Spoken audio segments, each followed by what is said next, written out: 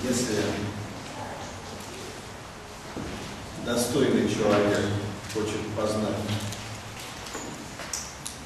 абсолютную истину, то ему нужно таким образом увидеть все вещи, чтобы не обнаружить в них независимой природы. То есть увидеть их пустотными, свободными от независимо существующего стержня.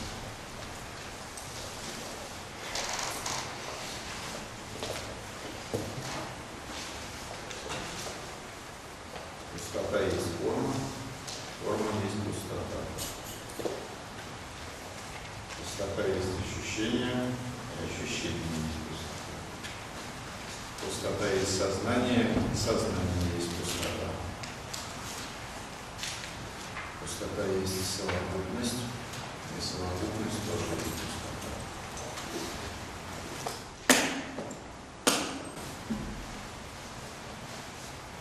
Пустота не что иное, как форма. Форма не что иное, как пустота. То же самое в отношении всех объектов, которые мы воспринимаем через другие органы чувств. Через глаза, через уши, через нос, через язык, через кожу.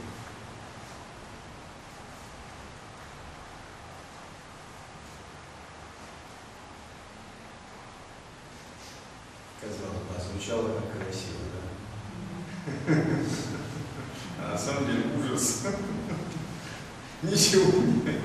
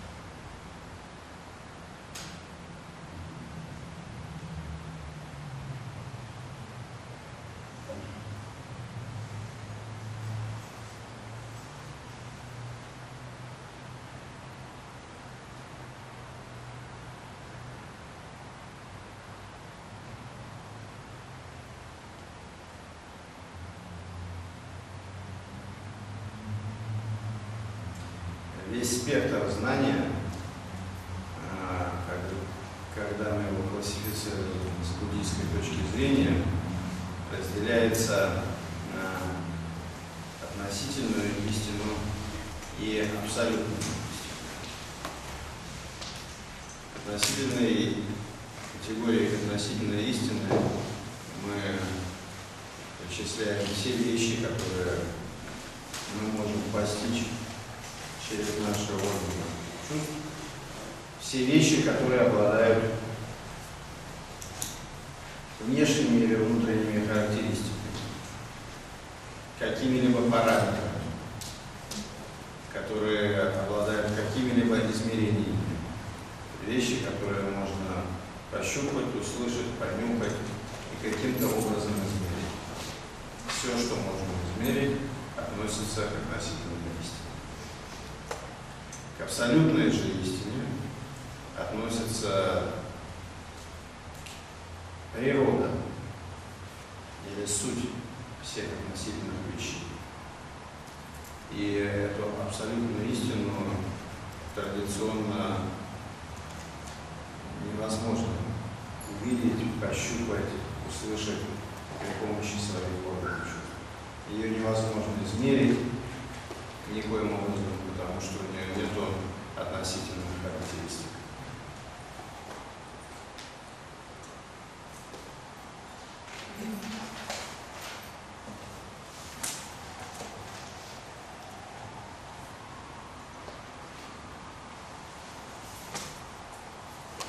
Когда мы идем по духовному пути, мы достигаем определенного уровня развития благодаря тому, что мы тренируем свой ум. И мы тренируем свой ум не просто загоняя его в какую-то странную форму или состояние под названием медитация. Мы увеличиваем кругозор или сферу постижения своего ума, давая ему возможность вначале изучить, а потом объять как можно большее количество объектов знания. Соответственно, вначале, когда мы делаем какие-то первые шаги на пути, мы стараемся изучать объекты, относящиеся к категории относительной истины, и тренируем свой ум в его относительном исполнении, достичь как можно больше этих объектов и увеличить его кругозор. После того, как мы более-менее успешно справились с этой задачей, мы переходим к тому, что пытаемся перейти на другой, более качественный уровень постижения, для того, чтобы постичь абсолютную истину. И здесь уже наш обычный ум, который воспринимает вещи при помощи двойственного формата, а именно двойственного восприятия, которое основано на субъекте, то есть на себе и на объектах, нам уже не помогает. Он не работает. При помощи обычного ума, обычного интеллекта мы не можем постичь абсолютную истину. И здесь мы пытаемся раскрыть в себе изначальную мудрость. И только при помощи изначальной мудрости мы можем постичь абсолютную истину. Изначальная мудрость – это то, что присутствует в каждом из нас в виде источника нашего обычного ума во всех его проявлениях. В виде источника нашего интеллекта, в виде источника нашей ментальной активности, всех наших мыслей, всех видов сознания. И одна из важнейших задач духовного пути заключается в том, чтобы получить доступ, то есть проникнуть к этой изначальной мудрости. И когда мы на предыдущем занятии говорили о просветленном потенциале, который присутствует в каждом живом существе, вот эта изначальная мудрость является одним из важнейших качеств этого просветленного потенциала. Именно благодаря этой изначальной мудрости, содержащейся в просветленном потенциале, из нас раскрывается особое видение, которое может вместить в себя и все вещи, без исключения, и природы этих вещей.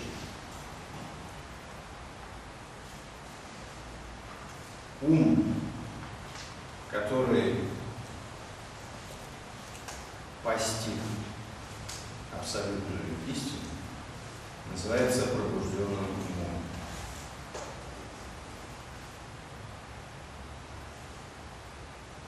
На санскрите это называется дхичита, пробужденный ум.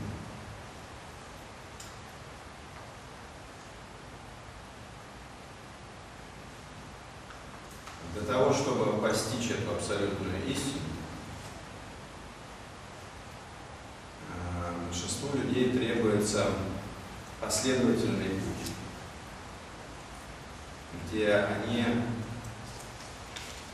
выполняли бы определенные стадии, ступени действия, приближаясь к конечному достижению.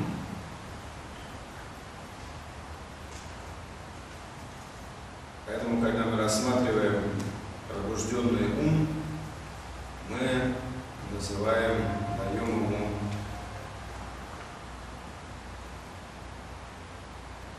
даем ему два названия. Абсолютный пробужденный ум и относительный пробужденный ум. Абсолютный пробужденный ум это тот, который уже постиг абсолютную истину. Относительный пробужденный ум – это тот, который стремится к постижению абсолютной истины, понимая интеллектуально, что это такое, что она из себя представляет, но еще не дошел до этого постижения.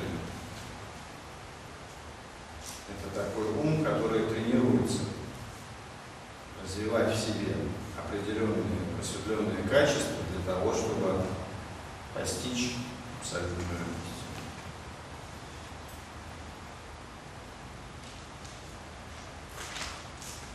И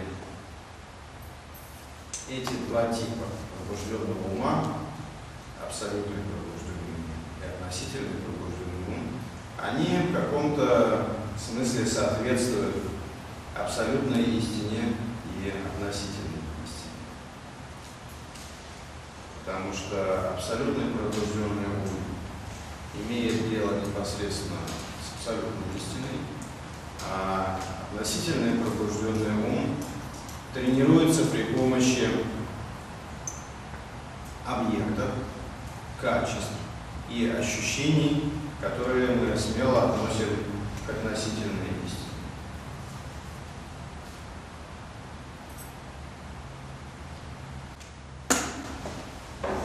Когда звучала эта красивая песня, там девушки пели, точнее, изначально Будда говорил, а здесь девушки пели об абсолютном уме, абсолютном пробужденном уме, которые видят вещи и явления так, как есть, которые видят пустоту во всех вещах и явлениях и не цепляется за их внешние проявления.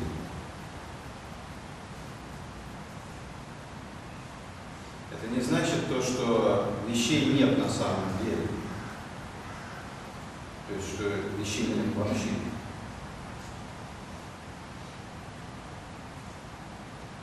Вещи есть. Я вижу одну вещь, беру вторую, третью, могу ходить. Речь идет о том, что есть детский способ восприятия вещей, где люди хватаются только за их внешние проявления. А есть взрослый, зрелый образ восприятия, когда наш ум видит природу этих вещей, природу этих явлений. И природой этих явлений является пустота. Или, можно сказать, назвать ее другим словом, открытость. Отсутствие формы. Независимость от каких-либо характеристик. Вот это и есть настоящая природа вещей и явлений. Это то, что мы пытаемся постичь на духовном пути при помощи тренировки, при помощи медитации. И когда мы обнаружили это состояние, это не просто какая-то теоретическая фикция, это состояние, которое мы открываем в себе и можем его пережить. И когда мы его обнаружили, мы пытаемся удерживать его в уме, сделать его своим постоянным состоянием, возвращаясь к нему как можно чаще.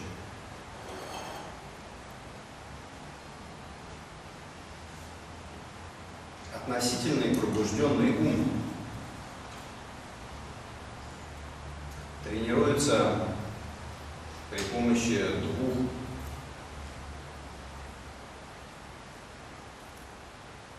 видов практики. При помощи устремлений, благопожеланий, молитв это один вид практики. То есть работа исключительно с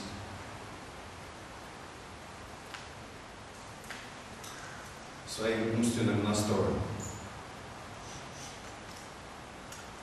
Второй вид практики заключается в совершении разного рода действий, направленных на то, чтобы свести к минимуму свой эгоизм. Эти действия обобщаются в 6 категорий, которые называются 6 парамид. Парамида переводится как трансцендентное действие. Это такое действие, которое выходит за пределы обычных действий. При том, что у них могут быть одинаковые названия с обычными действиями, они выходят далеко за пределы. Потому что человек, когда выполняет подобные действия,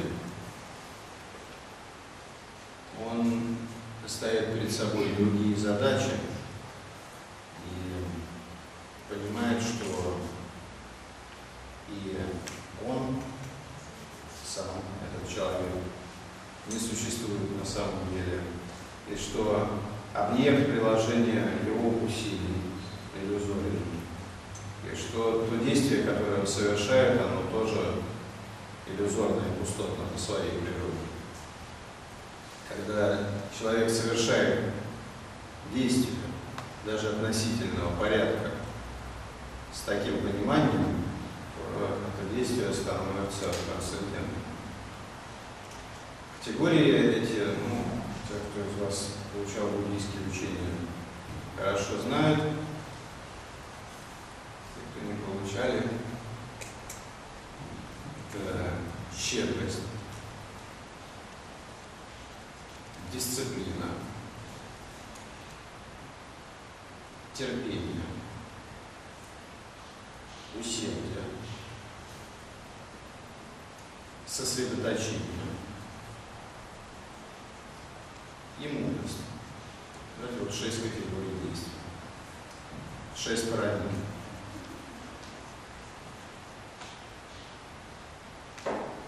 Когда мы совершаем эти действия, мы тренируем свой ум, давая ему возможность приблизиться к пониманию, постижению абсолютной истины. Если мы охватываем свои действия таким постижением, пониманием того, что на самом деле не существует ни субъекта, ни объекта, ни самого действия, мы приближаемся к постижению абсолютной истины. Если же мы совершаем те же самые действия, которые были перечислены, и не охватываем их таким пониманием, то они не являются правильными. Они являются обычными действиями.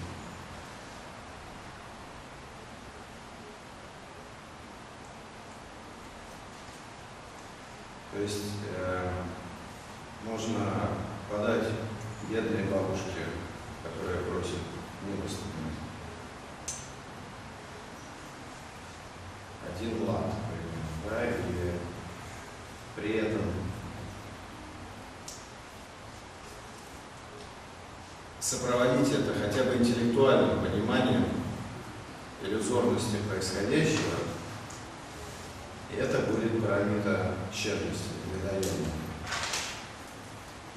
А можно заслать на счет какого-нибудь детского дома $1 000 000 и не сопроводить это таким пониманием, и это не будет парамидой. Это будет обычным актом проявления щедрости, которое принесет нам определенную заслугу, определенную позитивную карму, но к постижению абсолютной истины нас особо не проводит. Одна из главнейших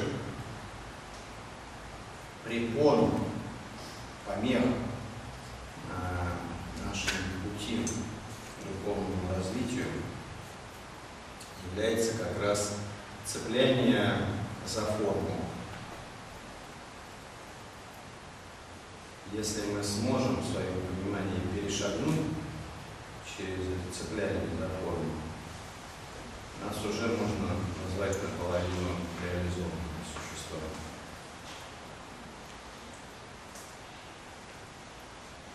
Под цеплением за форму не подразумевается отречение или его противоположность. Можно отречься от какой-то внешней роскоши и уйти жить в какую-нибудь там глухую деревню, жить в каком-то разваливающемся сарае и при этом не быть свободным от цепления.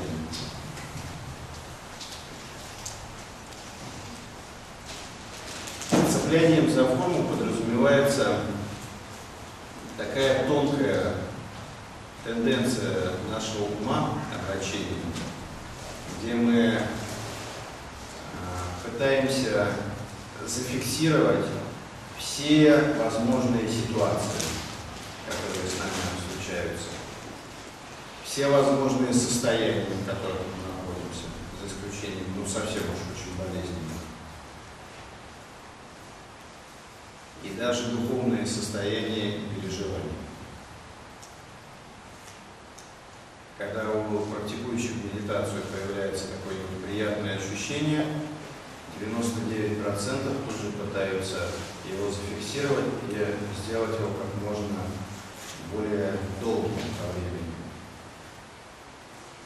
Если у них появился какой-нибудь знак или даже сон особенный, то они потом будут несколько месяцев сидеть и выжидать, когда у них этот знак или сон появится вновь, или что-нибудь подобное, желательно еще более невообразимое.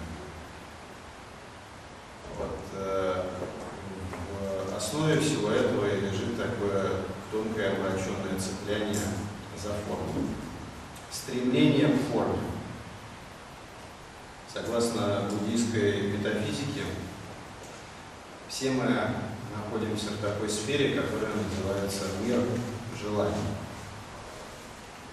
Есть несколько миров в самсаре, и иногда они классифицируются на три. Мир желаний, мир форм и мир без форм.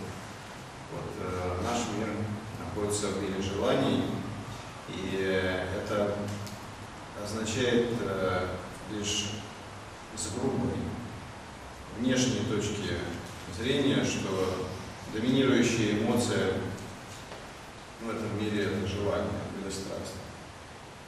На тонком уровне это подразумевает, что у всех у нас есть очень сильная тенденция все фиксировать, уплотнять и цепляться.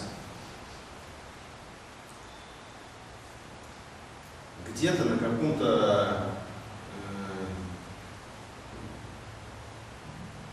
уровне можно сказать, что эта тенденция и полезна даже. Особенно когда речь заходит о самосохранении или выживании в тяжелых таких условиях.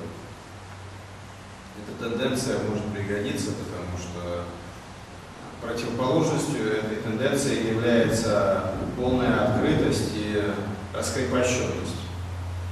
Если мы полностью избавимся от этой тенденции контролировать и фиксировать ситуации, то мы можем попасть в неприятную ситуацию.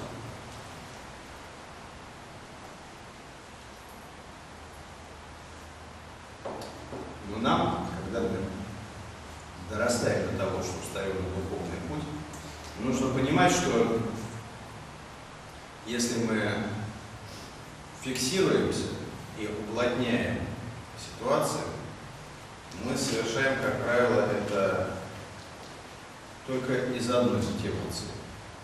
Из мотивации желания контролировать эту ситуацию. А это само по себе является одним из качеств заблуждений. омраченного сознания, когда мы стремимся к тому, чтобы контролировать ситуацию. Контролировать, потому что мы не боимся.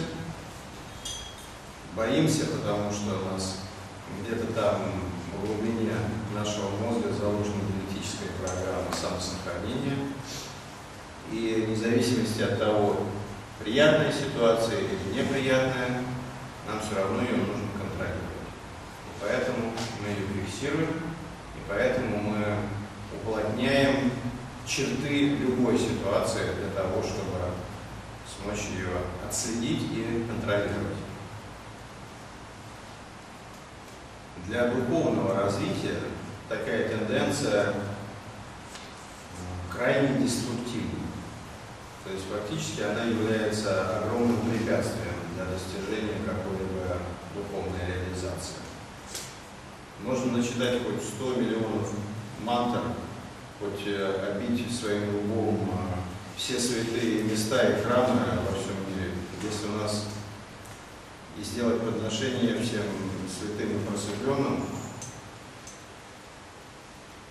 получить наставления от всех учителей и мастеров, если у нас будет сохраняться такая тенденция, мы не достигнем духовной реализации. Потому что наличие такой тенденции подразумевает тенденцию к закрытости. Когда мы фиксируем, когда мы уплотняем ситуацию, черты ситуации, мы закрываемся. Это полностью противоположная тенденция к открытости. И вот, говоря о любви, о сострадании, о пробужденном уме, вообще, надо понимать, что эта же тенденция может распространяться и на наше духовное развитие, когда мы пытаемся раскрывать в себе любовь и прочие качества. Любовь, сострадание, вера и преданность во многом зависят на первом этапе нашего развития от объекта. Мы видим объект, если нам этот объект нравится, мы в какой-то степени открываемся этому объекту. Если он нам не нравится, мы никогда ему не откроемся. Каким бы красивым он ни был. Ваш цветочек.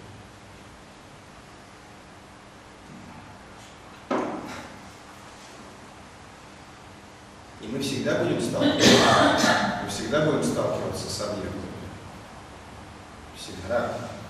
Там, до самого просветления. Просто в тот момент, когда мы приблизимся к тому, что будет называться просветлением, к тому уровню, тогда объекты не будут в нашем восприятии проявляться прямо такими. Они могут проявляться в виде волн каких-то, например. То есть они не будут выглядеть статичными вещами. А до этого времени мы всегда будем видеть статичные вещи и будем иметь с ними дело. И если у нас имеется этот внутренний страх перед объектами, напряжение, недоверие, то мы всегда будем закрываться. Всегда будем пытаться фиксировать объект и наше отношение к этому объекту для того, чтобы, как нам кажется, лучше контролировать это. А вот польза от этого для духовного развития и для духовной реализации никакой нет.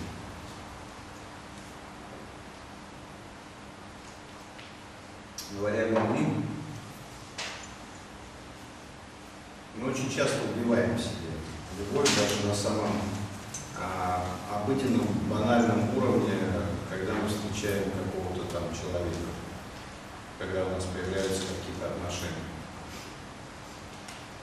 Вначале мы увидели хороший человек, почувствовали повод, что можно в него влюбиться. И влюбились. При этом у нас возникает какое-то такое возвышенное чувство, приятное чувство,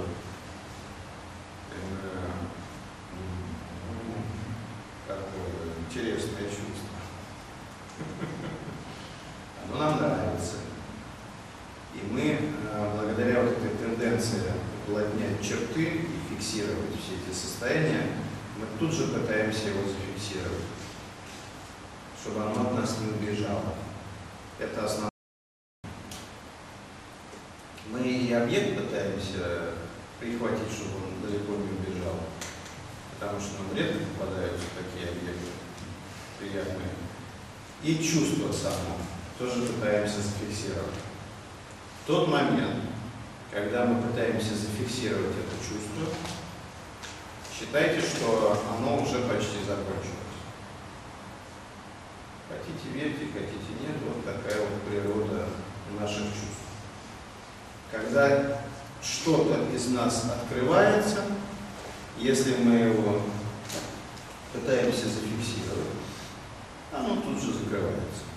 Оно превращается в такую застывшую, плотную, замороженную форму. Все, любовь закончилась. А дальше уже что остается после этого, я не знаю. У каждого свое остается. У кого-то замороженный цыпленок, у кого-то замороженная индейка. Все, оно уже заморожено, его можно разморозить. Но с таким отношением, которое у обычного человека имеется по отношению к тому, что ему нравится, оно уже заморожено.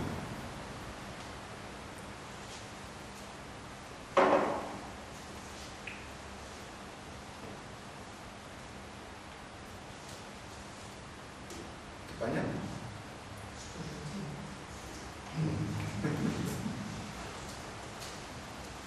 Или у кого-то сомнения есть, ну, что это происходит?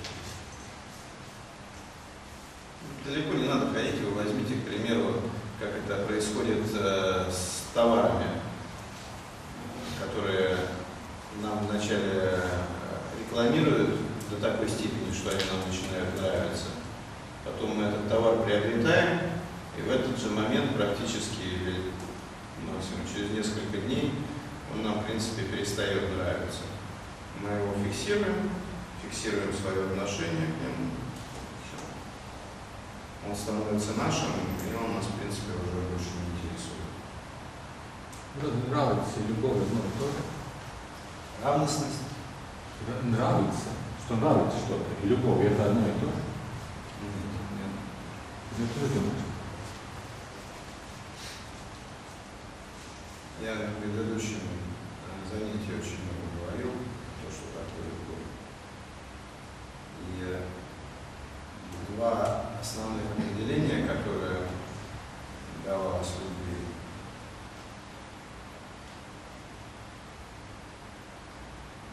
Первое — это то, что любовь, желание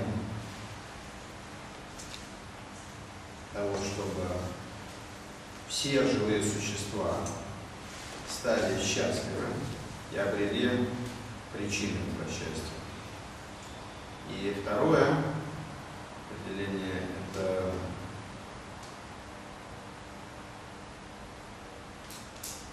умение беспристрастно, бескорыстно ценить в другом человеке его качество. Когда нам просто нравится что-то, оно может нравиться всем, кому угодно, и хорошим людям, и плохим людям, и духовным, и недуховным, и животным, и так далее. И это еще не любовь. Потому что большинству людей, когда что-то нравится, они всегда сопровождают это собственнической тенденцией захватить это. овладеть этим. Поэтому вот, в том определении было сказано бескорыстное наслаждение качествами другого человека. И не только человека.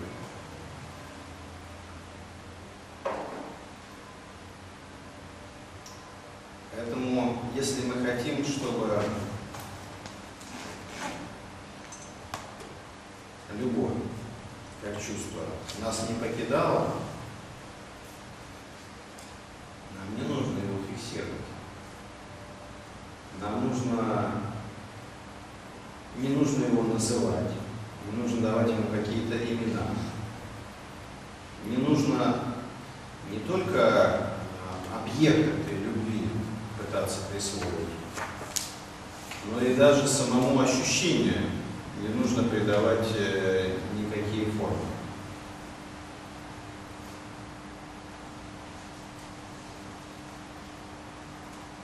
Когда человека окрыляет ощущение любви по отношению хотя бы к какому-то другому объекту, человеку, а человек пытается все время что-то придумать и сделать с этим чувством, чтобы оно еще лучше стало. Вроде бы, казалось бы, понятное, нормальное, законное желание. Но в тот момент, когда он пытается что-то с ним сделать, оно, как правило, на этом и заканчивается. Потому что не надо его исправлять, не надо его пытаться изменять. Оно, если оно прекрасно, оно уже прекрасно. Не надо его усовершенствовать. Не надо его даже пытаться объединять. Сделать таким, чтобы оно длилось дольше. Если мы будем пытаться сделать его более длинным, то оно будет становиться более коротким. И такая же история с медитативными состояниями. Иногда у людей, которые занимаются медитацией, появляются очень такие экзальтированные ощущения. Они могут терять ощущение тела, их может охватывать переживание блаженства. Это тоже не из серии сказок. У меня много раз появлялись подобные разные переживания. И каждый раз, когда человек пытается зафиксировать это переживание и сделать его каким-то длинным, оно, как правило, тут же исчезает. А потом уже больше никогда не появляется. Поэтому и к медитативным переживаниям тоже надо подходить с таким пониманием. Не нужно за них цепляться и не нужно делать их длинными. Когда мы пытаемся делать их длинными, это все та же самая тенденция, когда мы пытаемся придать им форму. Мы их уплотняем, мы их фиксируем.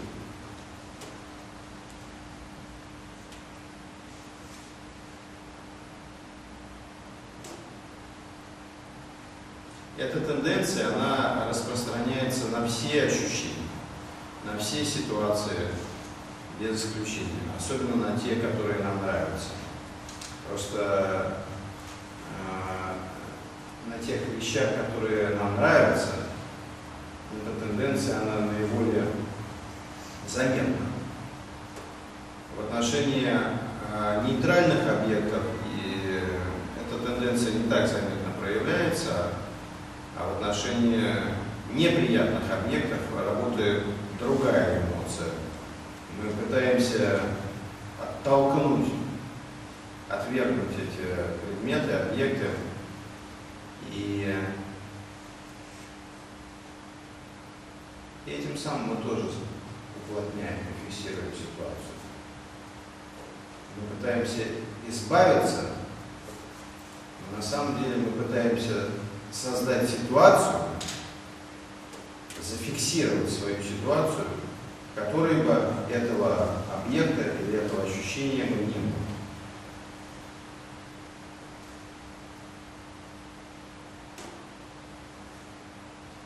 А избавиться от какого-то ощущения или объекта, который уже находится в сфере нашего восприятия, в поле нашего переживания, иногда сложнее, чем поддержать, чем удержать. Потому что если он уже каким-то образом так попал к нам,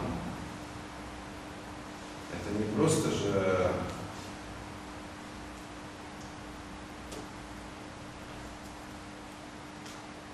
листочек, который слетел с дерева, попал нам на лобовое стекло, которое мы можем взять в руки. Если какое-то ощущение или переживание появилось в нашем уме, то оно там появилось по каким-то причинам. Особенно если это неприятное ощущение. Видно, что-то мы не так делали, что оно у нас там появилось. И просто так попытаться избавиться от него может оказаться сложно.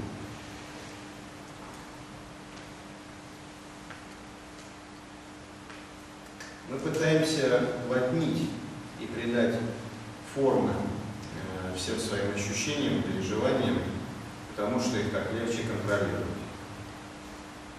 И эта тенденция, она идет из наших глубочайших инстинктов, и очень трудно ее переломить.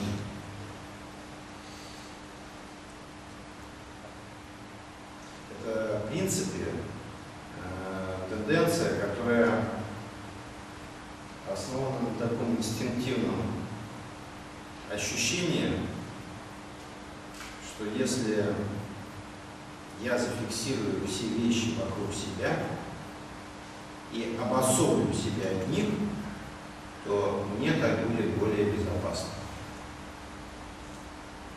более комфортно, как нам иногда кажется. Но дело в том, что ни мы, ни ситуации, ни объекты, с которыми мы сталкиваемся, не остаются одинаковыми никогда. И мы меняемся постоянно, и ситуации, и объекты постоянно меняются. Поэтому, когда мы пытаемся зафиксировать эти ситуации или объекты, или свои ощущения, нам никогда не удастся это сделать до конца.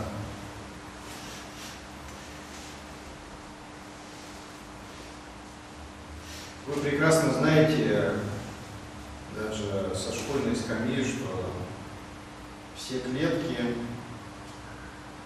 постоянно меняются. И ни один человек, никакое образование не остается одним и тем же. И из секунды в секунду, из мгновения в мгновение мы по своей форме уже разные.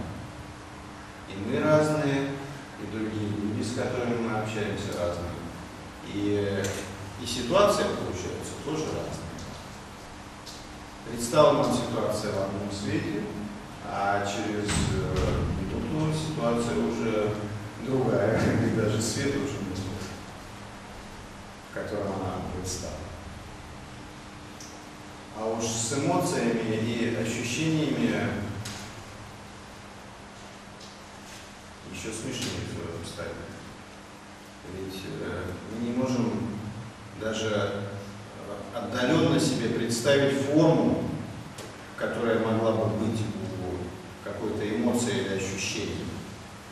Если у какой-то вещи, например, в этой чашке, мы можем себе представить форму, то у эмоций и ощущений никакой формы быть не может. Они уже сами по себе пустотные формирования. Формирования, которые сложены, образованы из множества разных мыслей, каждая из которых базируется на предыдущих мыслях, те еще на предыдущих и так далее. И эта цепочка, она бесконечно трансформируется. Вчера это одно, сегодня это другое, завтра это уже третье.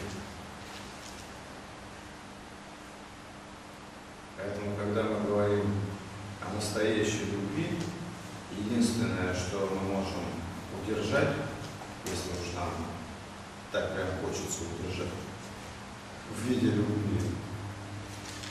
Это настоящую открытость.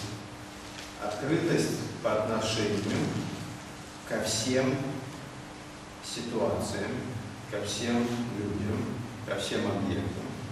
Потому что они всегда изменяются, они всегда трансформируются, они никогда не остаются на одном месте. И по большому счету каждый из них представляет собой некое такое открытое пространство. Открытое пространство для трансформации, для изменений. При определенных условиях эта ситуация может измениться в одну сторону, при других условиях она может измениться в другую сторону. То есть в каждой ситуации даже можно увидеть такую многовариантность. И мы вовсе не знаем, в какую сторону пойдет развитие этой ситуации, этого человека или этого объекта. И если мы хотим получать какое-то удовольствие от нахождения вместе с этой ситуацией, с этим человеком и с этим объектом, единственный возможный вариант – это максимальная открытость. Иначе других вариантов нет. Если мы с закрытым умом пытаемся, что здесь вот всю жизнь, вот. Ну что это? Ну, детский сад, получается. Ну как он может здесь простоять всю жизнь? Как бы он нам не нравился, уже послезавтра его нужно будет выкидывать отсюда. А есть такие цветы, которые утром срываешь, а после обеда они уже...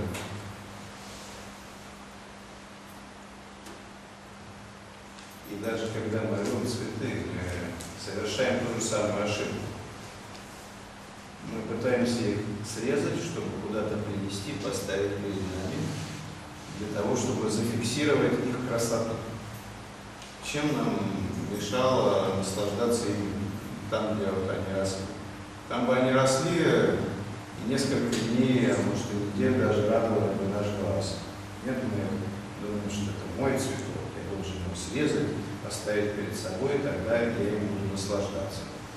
И он к концу дня уже и нету той самой красоты.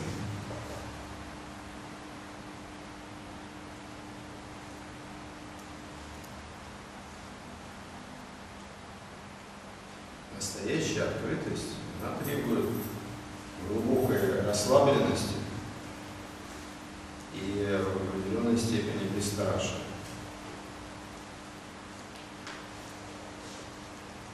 Потому что когда мы разрешаем вещам, объектам, ситуациям быть такими, как они есть, это значит, что мы принимаем решение делать им все, что им заблагорассудится. И ситуация развиваться так, как ей хочется, и людям вести себя так, как они хотят, и объектам становиться такими, какими они смогут стать. Мы их перестаем контролировать, просто остаемся в открытом, непредвзятом состоянии, без каких-либо суждений, без какой-либо фиксации.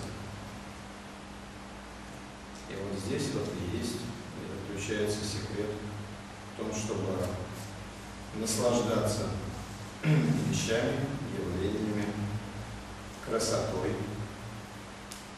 чтобы получить возможность чувствовать красоту, и в том, чтобы наслаждаться этим дольше, более полноценно.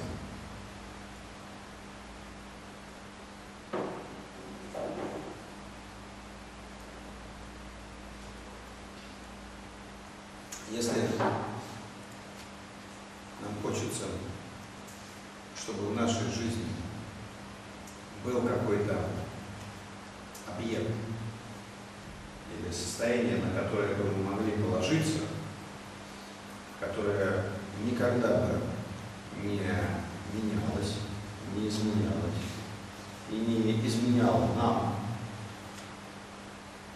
то среди относительных объектов, обычных объектов, очень сложно найти такие вещи. Потому что все вещи меняются. И неодушевленные вещи меняются, и одушевленные объекты тоже меняются, изменяются.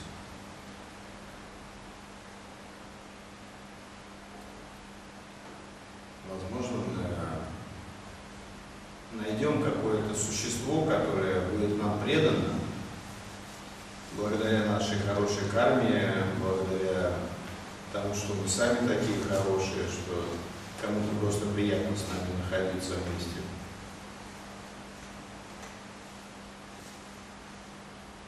Но все формы, показатели и настроение того существа миллион раз, а может быть несколько миллионов раз изменится за это время. И в конце концов, вы знаете, чем все это заканчивается. Либо мы покинем это существо, либо это существо покинет нас. И ситуация в любом случае изменится. Если мы хотим, чтобы в нашей жизни было что-то такое стабильное и надежное, это должно быть что-то, что имеет отношение к абсолютной истине. Потому что абсолютная истина, выходя за пределы всех характеристик, является неизменной.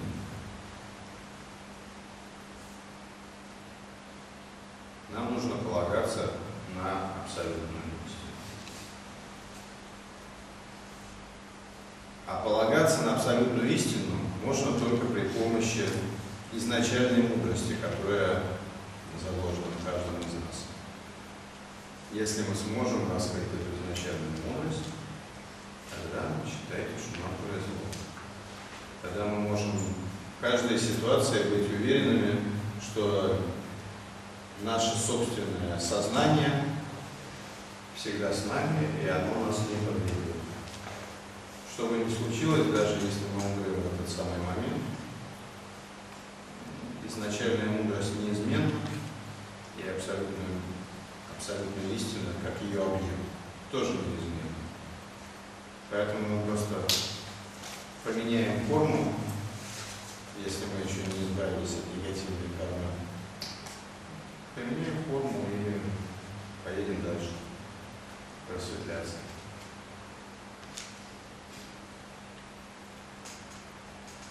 Это гораздо лучше полагаться на изначальную неизменную мудрость и абсолютную истину, чем пытаться наивно полагать, что какие-то вещи, какие-то люди, набор каких-то вещей может создать нам какую-то неизменную опору.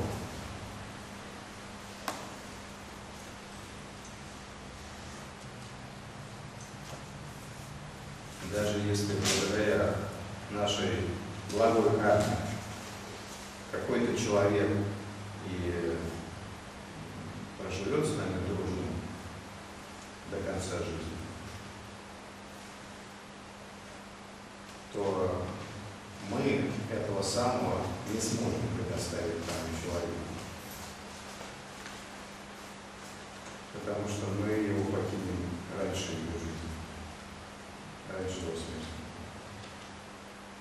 И раньше того, как закончится его жизнь. Да и то такие ситуации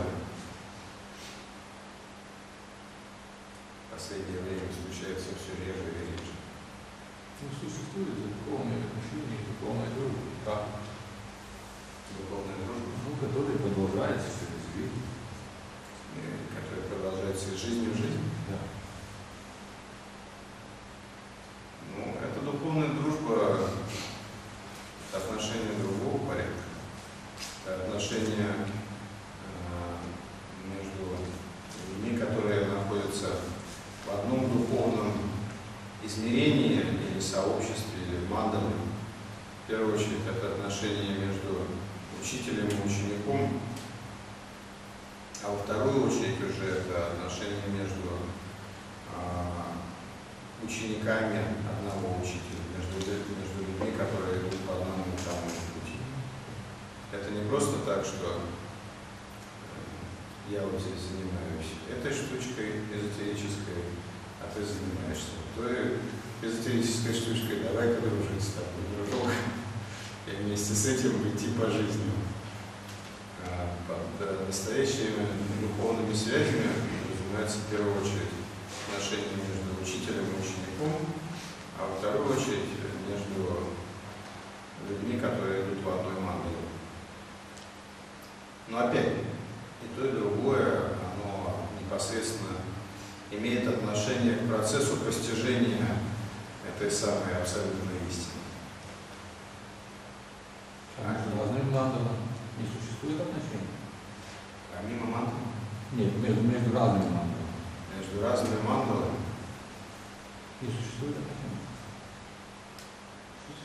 Должны существовать. Они существуют в таком глобальном контексте, в глобальном формате, как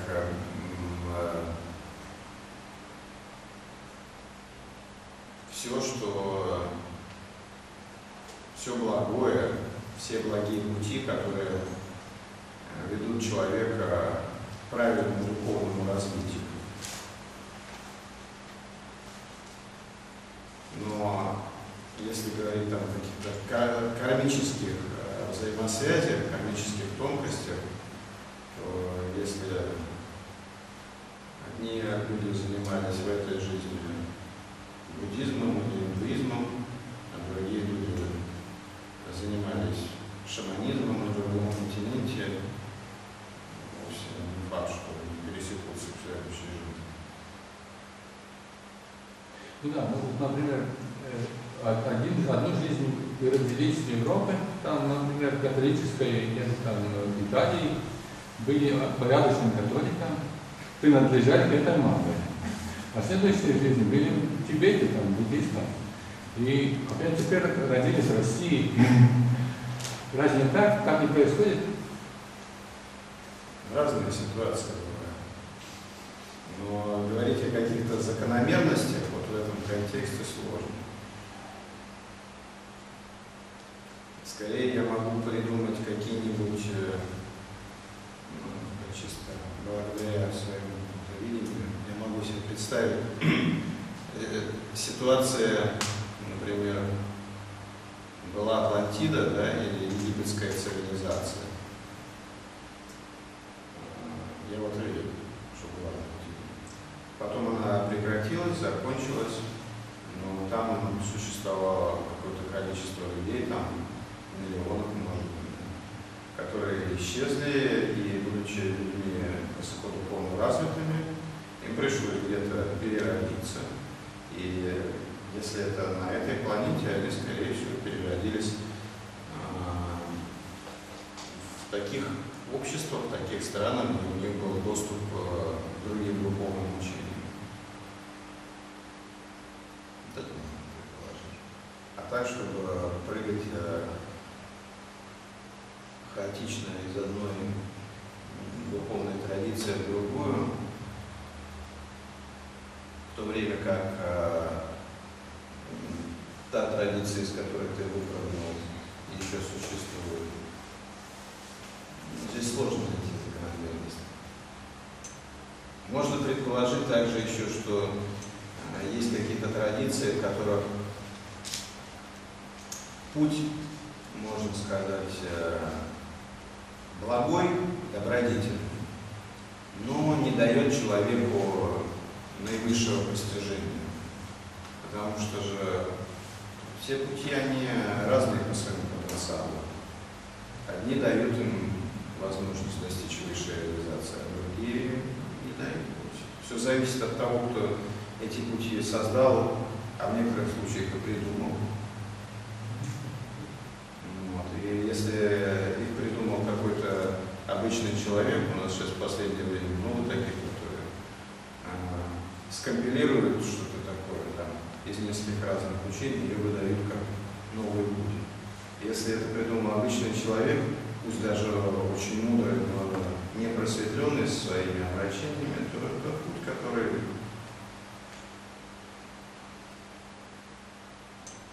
не пройдет больше, чем там 1-2 поколения. Не выдержит проверки на вшивость. И люди не выдержат только потому, что люди, которые будут по нему идти, они не достигнут высшей реализации. Даже какой-то серьезной духовной реализации не достигнут. И поэтому, если кто-то попался сюда уже, так получилось, они потом свой корабль духовный смогут поменять после этой жизни, чтобы попасть на более продвинутую модификацию духовного корабля, как колесница. Есть грань между, я сейчас говорю по-прежнему о любви и сострадании, есть грань между этими чувствами, этими ощущениями, которые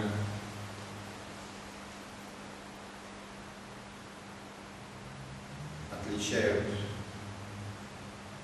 проводят различия между обычными самсарными чувствами, можно так сказать, и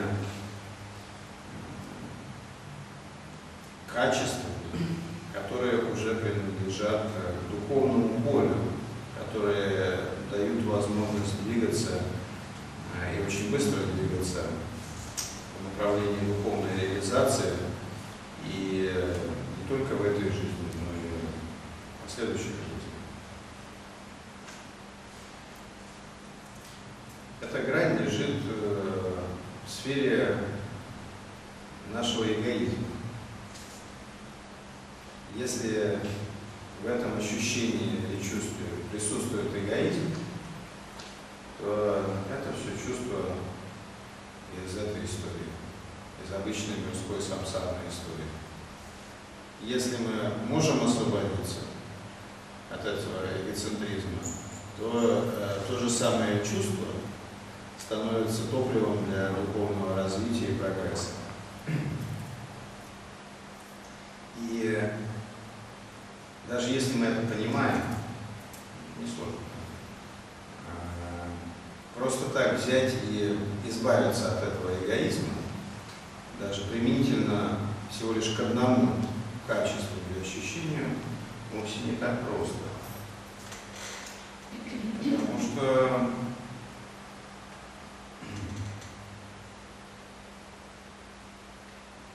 любим мы себя.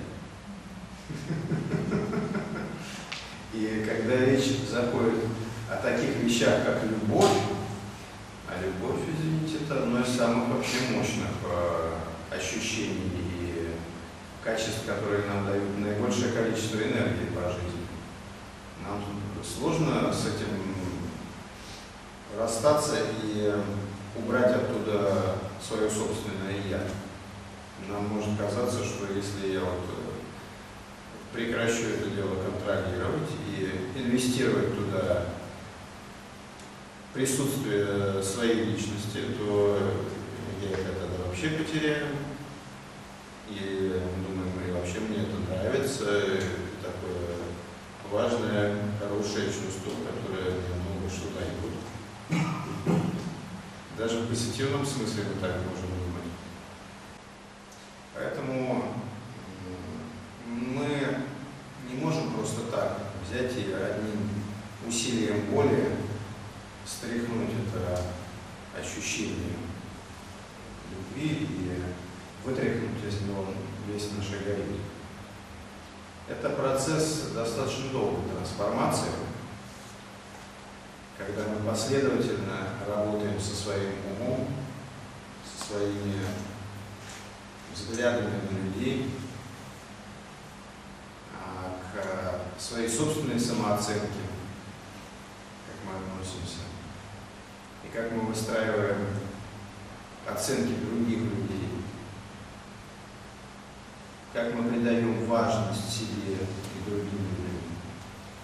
Если мы по-прежнему продолжаем считать себя уникальнейшими личностями, центром Вселенной или важнейшими людьми на свете, которые просто по какой-то страшной несправедливости не признаны вообще в этом мире как самые лучшие люди и не получили всяких нобелевских премий, то с такой позиции нам сложно взять и каким-то волевым решением отменить свой эгоизм даже в каком-то одном качестве, в одном отношении. Пусть даже если это будет любовь. Это процесс достаточно долгой трансформации. Любовь, на секундочку, это вообще такое качество, можно даже его вообще назвать порталом, через которое человек получает самое большое количество ментальной энергии, не только ментальной энергии, но еще и